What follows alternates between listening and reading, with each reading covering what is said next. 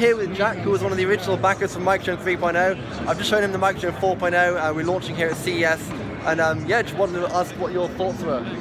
I like the new one more than the old one due to the fact it looks like it's going to have more capability, better photography capability, much higher resolution. The ability to move the gimbal is a big plus, and I love the fact that you're going to have a case integrated where the controller and the drone all fit together, very portable. And so I don't have to drag out my huge Phantom and set it up and go through all the procedures and setting it up for GPS and setting the compass. I can just, when I'm somewhere on vacation and I want to take a picture, it's easy and it's quick to do. Great.